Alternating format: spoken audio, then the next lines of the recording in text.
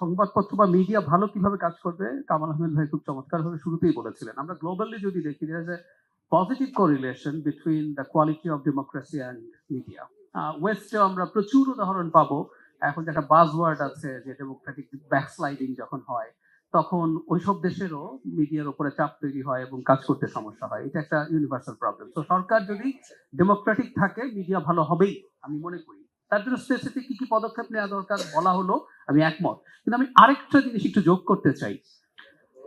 যখন একটা দেশ দীর্ঘ সময় একটা অথরিটারিয়ান সরকারের অধীনে থাকে তখন সবকিছুর ডেফিনেশন পাল্টে যেতে থাকে। যেমন পুলিশিং এর ডেফিনেশন পাল্টে যায়। পুলিশিং মানে হচ্ছে আপনাকে আমি ধরতে পারি, ধরে পিটাতে পারি, আপনাকে আমি এক্সট্রাজুডিশিয়ালি কিল করতে পারি, আপনাকে আমি গুম করে ফেলতে পারি। ঠিক একইভাবে মিডিয়াতেও একটা প্রবণতা তৈরি হয়েছে কিভাবে সরকারের সাথে অ্যালাইন হওয়া যায়। মাননীয় মন্ত্রী যেভাবে ক্লায়েন্ট প্যাক্টর রিলেশনের কথা বলছেন সেটা কিন্তু ওভার দ্য ইয়ার্স প্র্যাকটিস হয়েছে। যে তরুণ ওই সময়টা জার্নালিজমে ঢুকেছে, 15 বছর জার্নালিজমের মধ্যে ছিল, সে কিন্তু এক্সপেরিয়েন্স একজন জার্নালিস্ট। ও জার্নালিজম সম্পর্কে কি বুঝলো, তার গ্রুমিং কি হলো, তার কালচারের মধ্যে কিন্তু ঢুকে গেছে জার্নালিজম কি। তো মিডিয়ারও তার জায়গা থেকে সরকার যদি কনজেনিয়াল এনভায়রনমেন্ট তৈরিও করে, মিডিয়াকে ওই জায়গাটা ভেঙে বেরিয়ে আসতে হবে। একটা ছোট উদাহরণ দিই। মিস জুবাইদুর রহমান দেশে এসেছিলেন বেগম খালেদা জিয়া যখন অসুস্থ ছিলেন, তখনও ইলেকশন হয়নি।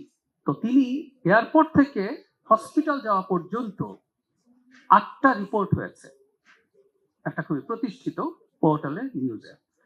বিএনপিকে বলেছিল যে আপনাকে এই নিউজটা করতে হবে, ডু ইউ বিলিভ দ্যাট? তখন কিন্তু নির্বাচন হয়নি, কিন্তু মনে হচ্ছিল বিএনপি ক্ষমতায় আসতে পারে। বিএনপিকে বলেছে, আপনারা নিশ্চিতভাবেই জানেন এটা বলেনি এবং এখনো কিছু বলে না, but this is the practice, this is how they are groomed. যারা এটা করছেন তারা মনে করছেন এটাই সাংবাদিকতা।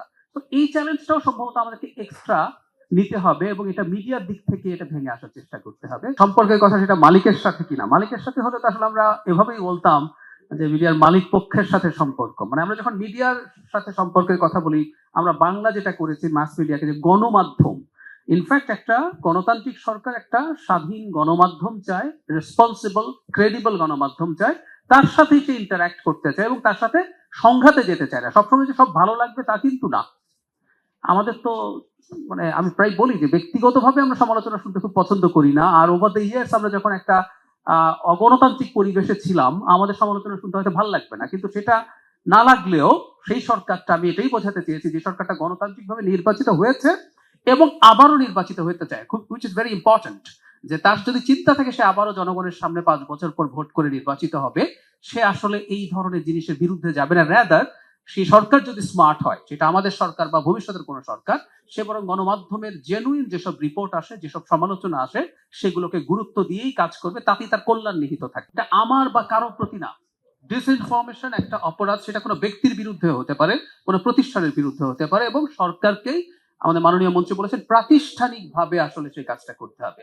সেই প্রাতিষ্ঠানিক সক্ষমতা বৃদ্ধি, এটার জন্য প্রয়োজনীয় আইন নীতিমালা তৈরি, এবং আমি আগে বলেছিলাম একটা সচেতনতা তৈরির প্রয়োজন আছে। আমরা যখন ব্যবস্থা নিতে যাব, এই ঝুঁকি তো আমিও বোধ করি যে মানুষ যেন এই মিস ইনফরমেশন আমাদের দিক থেকে না পান, আমাদেরকে ভুল না বোঝেন যে আমরা মিডিয়ার উপরে চাপ তৈরি করতে যাচ্ছি। সো এই প্রস্তুতিটা হলে অবশ্যই সরকারকে ইনস্টিটিউশনালি, লজিকলি, এথিকলি এই কাজটা করতে হবে।